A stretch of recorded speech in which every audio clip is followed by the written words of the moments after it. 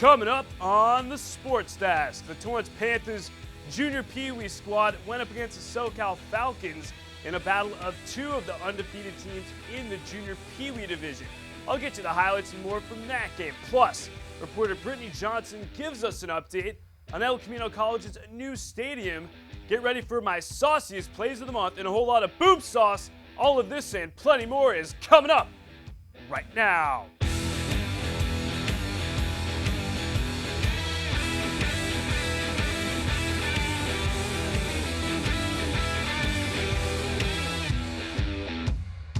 What is up, everybody? Welcome to a brand new week here on the Sports Desk.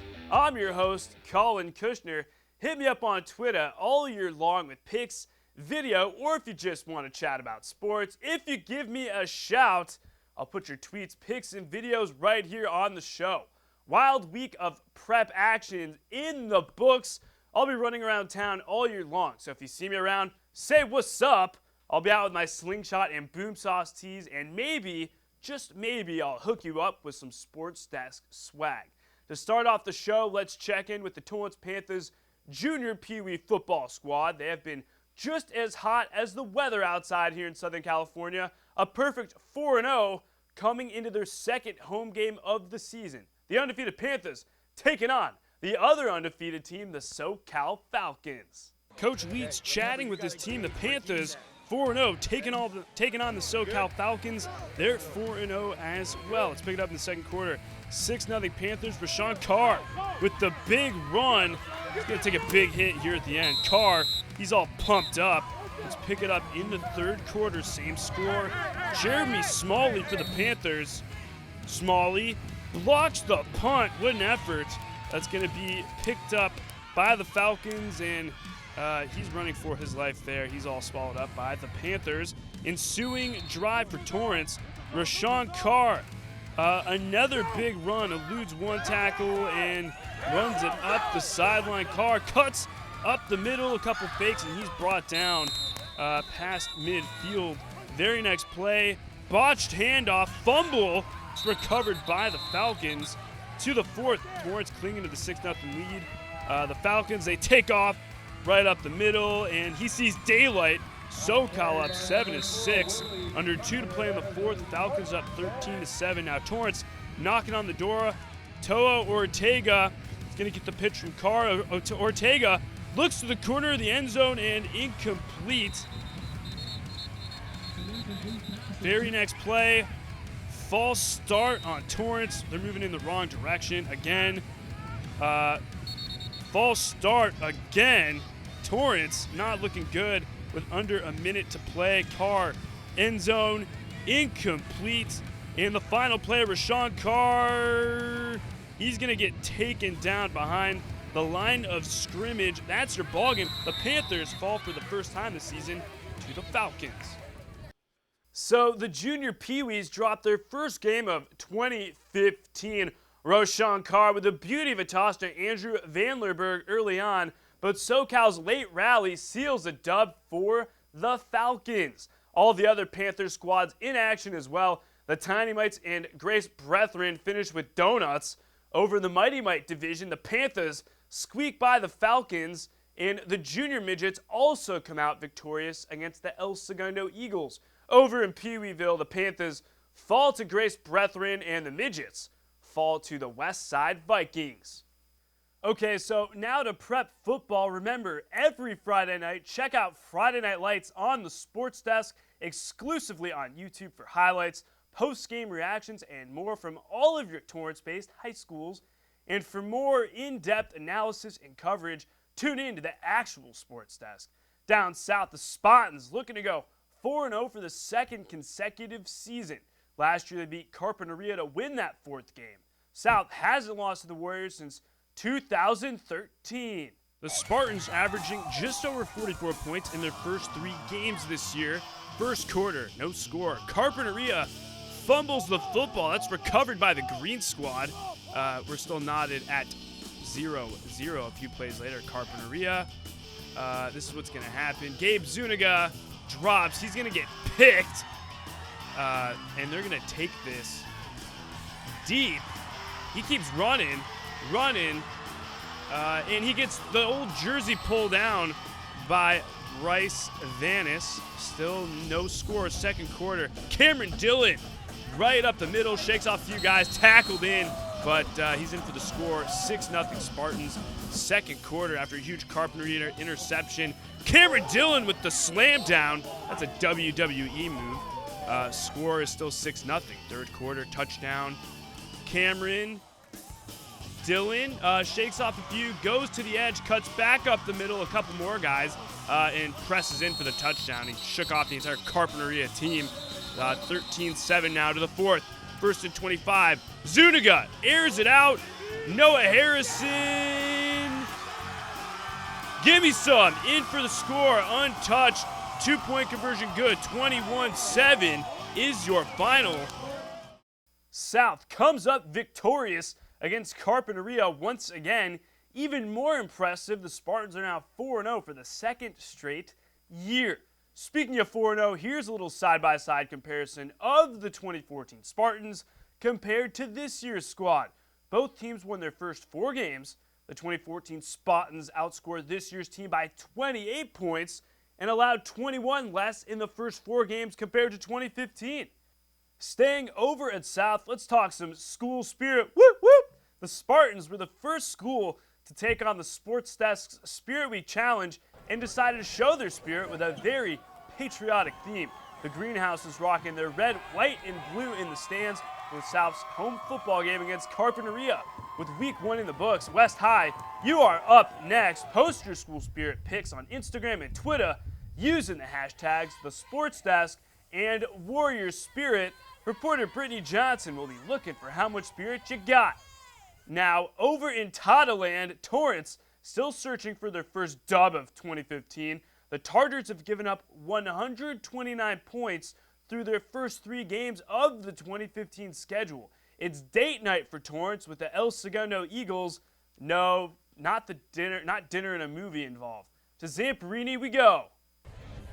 The Tartars searching for their first win over Gundo since 2011. Second quarter, Gundo up.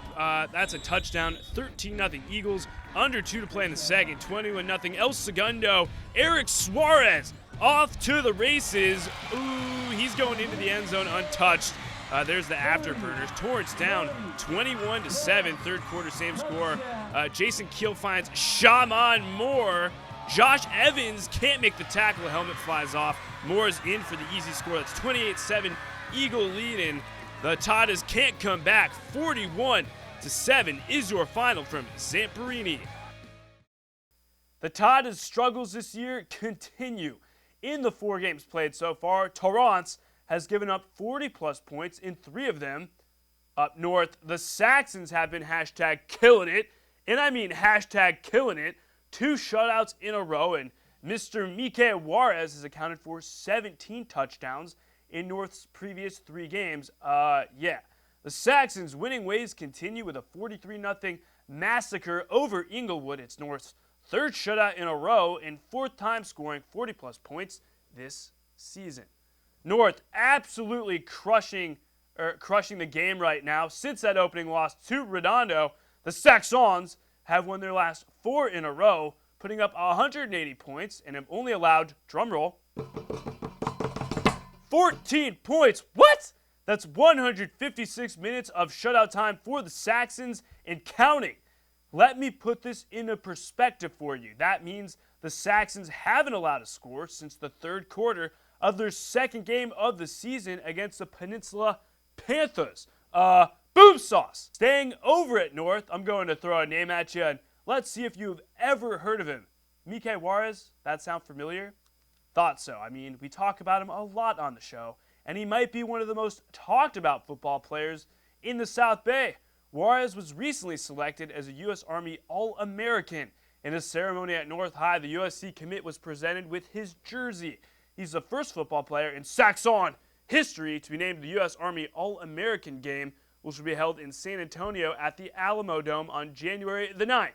To add to his already extensive list of schools, Juarez was recently offered by the 2015 national champion, the Ohio State Buckeyes. Here's a look at the dude who has been a huge reason for North's success. he already has 26 touchdowns this season, but the even more impressive stat, 23 of those TDs have come during North's current 4-game win streak. Out west, the Warriors are coming off their first regular season loss since October the 25th, 2013. Since 2010, the Warriors are 2-4 against their former Bay League foes, the Mira Costa Mustangs, with the most recent dub over Costa coming last season.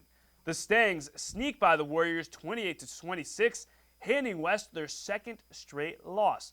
Drake Peabody, great last name, tosses 2 touchdowns, and Cody Whistler has a monster night. He has almost 200 yards receiving and grabs 2 DDs from his homeboy, Peabody. West is now 2-5 against the Stangs in their last 7 meetings.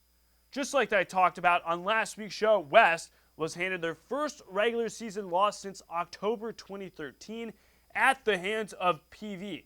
But the last time the Warriors lost 2 games back-to-back, let's do the time warp again. Great song. We're going to travel back in history to 2012 when the Warriors were members of the Bay League. They lost to Mira Costa first, the team that handed them their second straight loss this year, and then Redondo Union, the team that handed them their first regular season loss since October of 2013. Meanwhile, over at Bishop Montgomery, the Knights, before their first loss of the season at El Segundo, were all about DJ Khaled's hit song, All I Do Is Win, Win, Win, no matter what. I don't know that for sure. I kind of just gave them that theme song. Well, let's see if the Knights could channel their inner DJ Khaled against the Stars. Bishop has won their last 7 meetings versus Mary Star of the Sea. Let's pick it up in the first quarter. No score. Brendan Marafino looks back to the corner of the end zone. He hits Bryce Matthews for the touchdown. Bishop up 7-0 early. A little later on, same scored Marafino. Deep, that's pass interference to Bernard Amofa. Flags are to come flying. Ensuing drive, Patrick Smith takes the carry, cuts in, touchdown.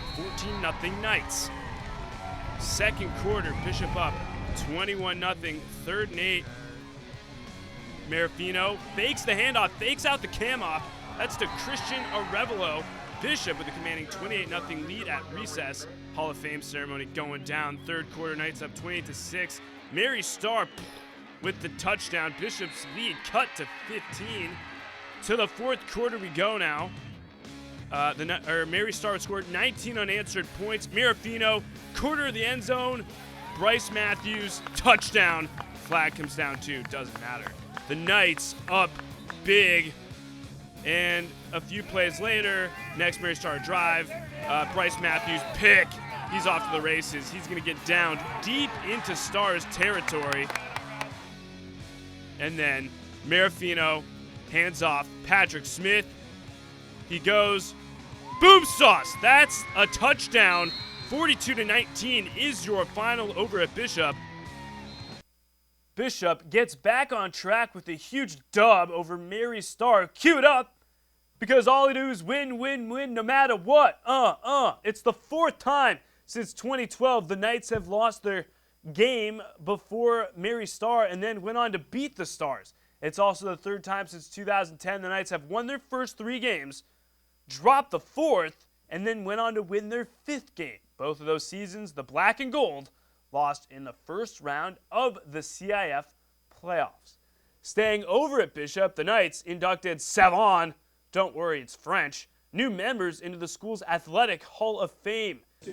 Former baseball coach Marv Wood, basketball player Lorna Kohlmeyer, track, soccer, and basketball stud Nicole Haynes, volleyball baller Katie Olsovsky, basketball stars Eric and Derek Craven, and current boys basketball head coach Doug Mitchell were all enshrined into the Hall of Fame in a ceremony before and during the Knights' football game against Mary Star of the Sea. A big boom sauce congratulations to all of the newly inducted members. All right, everybody, when we come back, Bishop Montgomery Volleyball had a date with the North Saxons on the volleyball court. Plus, I'll get you caught up from Wilson. It's the first Pioneer League cross-country meet of the season. Don't even think about getting off the couch. Hey, did you know that 2.4 million loving cats and dogs in shelters and rescues need our help to find a home? Go to theshelterpetproject.org and search your local shelters and rescues. Go for a cuddle with your next best friend. Adopt.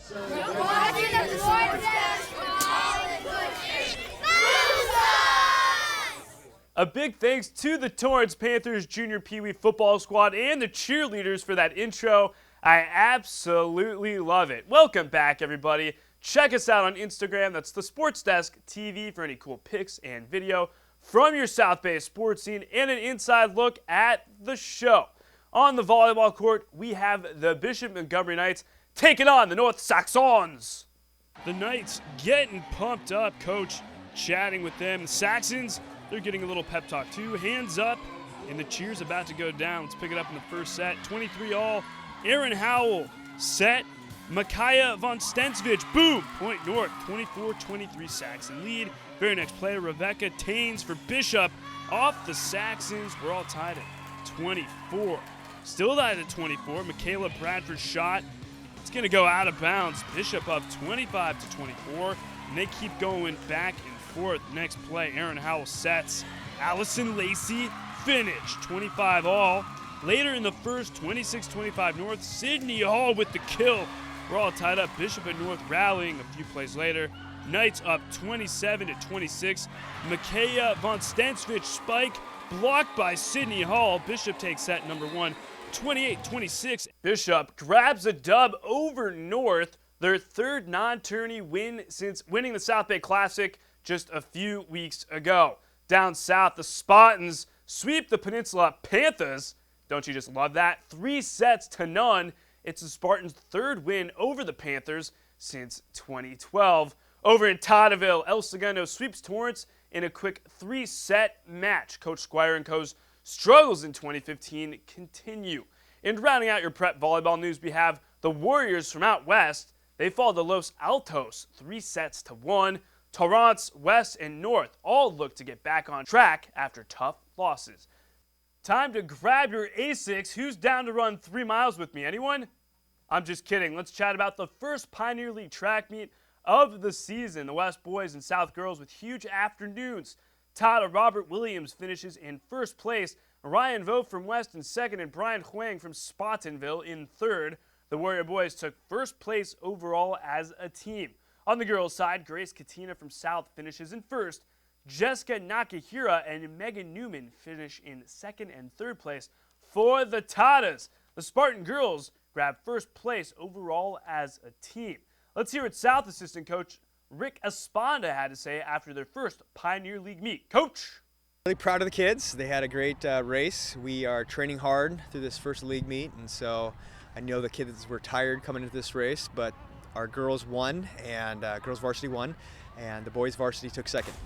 We want to come in top 2 in the league to be able to advance to CIF finals, and so our goal along is to just make it out of league. And we lost our number 1 runner last year. She was an elite athlete, and she went off and she's running in college now. But we have 6 girls that returned from the state championships from last year. They were 6th in the state. So we have a solid team, a lot of depth, hard workers, experienced runners, a lot of seniors. So they're doing a great job. Meanwhile, at the Nike Portland Cross Country Invite in beautiful Portland, Oregon, the girls and boys from West absolutely crushing the meet. Both the boys and girls win the 5,000-meter championship. Yusuf Badur and Carson Bix leading the charge for the West boys, and Julia Lopes and Emily Atkinson for the girls. Meanwhile, in other cross-country news, the Bishop Montgomery Knights also laced up their Asics, or whatever the top-notch running shoes are these days, taking part in their first Delray League meet of 2015.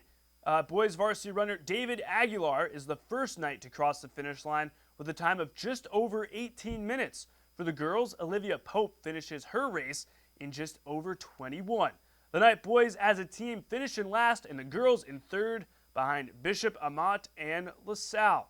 Staying with Bishop Montgomery cross country, as if one race wasn't enough, the Knights participating in the Rose City Running Classic at the historic Pasadena Rose Bowl. David Aguilar finishes in third for the boys, and Lauren Mitchell is the first Knight to cross the finish line in 16th place for the girls. All right, everybody, when we come back, it's JUCO time. I'll get you caught up with all things Elko. Plus, it's the sauciest plays of the month, Find out who's getting a free large pizza courtesy of Papa John's on PCH and Anza. Get your popcorn ready. When I do my laundry, I always make sure to do full loads. Washing full loads can save a ton of water, and it saves me a lot of time. I'm a Californian, and I don't waste water. You're watching the SportsDesk with Collin Kushner. Boom sauce!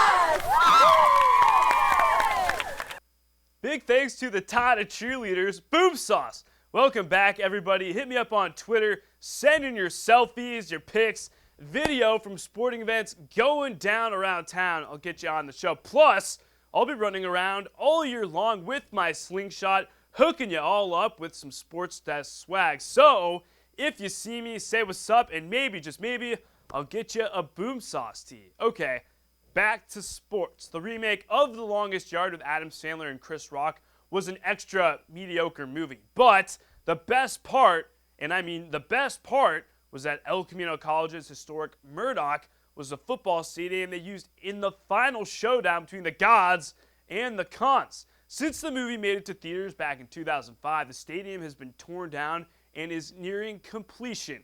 Reporter Brittany Johnson has an update on Elko's brand new state-of-the-art facility.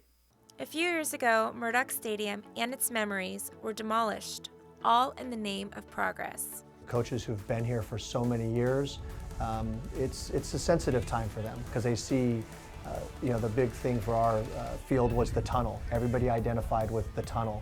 And that's a big change going into a new stadium and demolishing what they had. So it was a process that we went through, and I think everybody was excited, but everybody will miss Murdoch Stadium the way it was. The new $37.2 million stadium will appeal to future students who are looking for a school that provides strong academics and top-of-the-line facilities. I've already seen from our coaches that they've identified that students have seen the new stadium and they're excited about the opportunity to come here next year.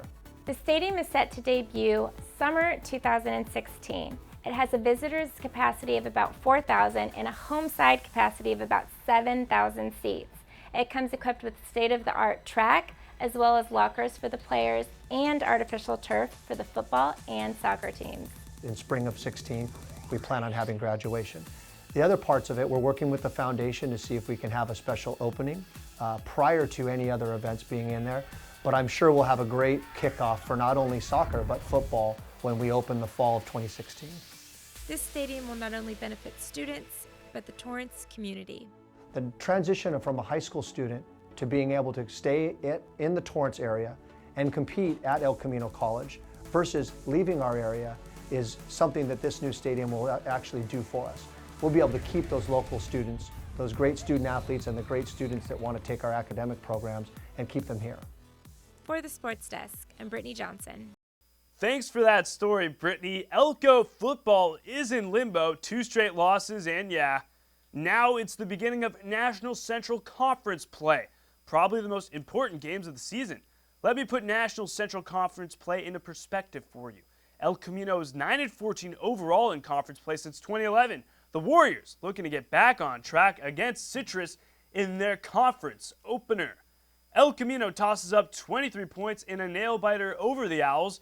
George Hernandez tosses over 200 yards with a TD and 2 INTs, and William Moorhand adds over 100 yards receiving. But the big play was kicker Nathan Hireleahy's 48-yard field goal in the fourth to put Elko ahead and ultimately give them the dub. That snaps Elko's 2-game skid and also snaps their 3-game losing streak to the Owls.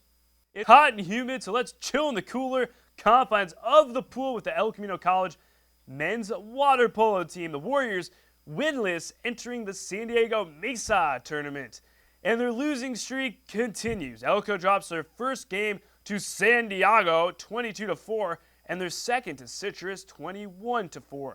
Against Cerritos in their third conference game of the year, they fall 21-3. The Warriors are still searching for their first win of 2015. Meanwhile, on the pitch, Elko soccer has gone ice cold since that win in early September over Santa Ana College. The Warriors fall to Taft 3-1 and tie with San Bernardino Valley College thanks to Manuel Paez finding twine in the first half. On the girls' side, LA Valley nets 2 goals in the second half to come out with the dub. That's the Lady Warriors' second loss in a row. All right, Sports Desk viewers, it's time to hit me up on Twitter with pics, video, or if you just want to chat about sports, I'll hit you back. Plus, I'll put your tweets on the show and give you a shout out. A big thanks to @HaydenBeernat. He said, you already know the best reception of the night was @Collin Kushner to me for the leaping t-shirt reception in traffic. Hashtag Go Knights. Sweet grab, Hayden. Thanks for hitting me up. And also, Eric Wood, great job, Knights at the Rose City Invite in Pasadena. Hashtag Night Pride. There's a nice picture of them too. Thank you to everybody for hitting me up. Woo-wee! I love it when you send in pics and video. Remember, in order to make the show, you have to hit me up on Twitter. The time has come. It's the sauciest plays of the month, the first of the new school year. We are just 1 month into prep action, and the plays just keep getting saucier. A quick reminder for all of you viewers, my #1 sauciest play of the month will get hooked up with a free large pizza of your choice, courtesy of Papa John's on PCH and Anza. So, without further ado, it's time for your sauciest plays of the month. Let's go. Play number 5, Torrance's Tyler Mazzulli. He pops up in the pocket, lays the old shoulder into the player, and he's off to the races. Let's take another look. What a play by Mazzulli. I'm glad I wasn't on the receiving end of that. Let's slow it down for you. Boom! Wow, what a hit. And he takes off for a nice run as well. Play number 4. North Torrance running back Malik Welch takes the carry, bounces right, cuts up the sideline, shakes off a few tackles. 1, 2, 3, 4, in for the score. Wow. Play number 3. South's Cameron Dillon. Carry, up, nope, doesn't see room. Fakes out the camera, comes back around the edge, shakes off a tackle there, a couple there. Powers into the end zone. What a strong run by Dillon. Play number 2. To the volleyball court we go. Bishop Montgomery's Jessica Cito. Wow, Superman-like dive and point for Bishop. Let's slow it down for you. Cito. Full extension. Wow, what an athletic play. And, of course, point for the Knights. Play number 1, South quarterback Gabe Zuniga. Up, whoop! In for the touchdown. We're going to slow it down for you. Here's another look. Zuniga fakes handoff, goes up the gut. Whoop, whoop, boom sauce. What a play. And that's going to be your sauciest play of the month. Now, those were some saucy plays. Congrats to Gabe Zuniga from South High. You have just won yourself a free large pizza of your choice with our partner Papa John's on PCH and Anza. Hit me up on Twitter, Facebook, or shoot me an email to receive your certificate. What time is it? Weekly rant time. Let's talk some Pac-12 football. Oregon suffers its worst loss since '85 to the University of Utah. I know, you are just as surprised as I am. Then UCLA blows U of A out of the water. USC kills, almost tearing up to this, my alma mater, the Arizona State University. Go Devils. This past weekend of college football proves once again that the Pac-12 conference isn't as strong as everyone thinks. If I had to pick one team that could take down an SEC power or one of the big guns in the Big Ten, there is only one school, and as much as it pains me to say, going to say it anyways. The UCLA Bruins are hands down the only team in the pack that do it all. Even after losing Miles Jack for the season, they put up 56 against the Wild Kitties from Tucson. And yeah, UCLA is the only Pac-12 school that could beat one of the bigger programs. Hit me up with your thoughts. Do you agree or disagree? All right, everybody, that's going to close the books on another awesome week here on the Sports Desk. As always, we are available on Facebook, Twitter, and Instagram. And if you just feel like saying yo, you can do that as well. Take it easy, Torrance. We'll catch you next time.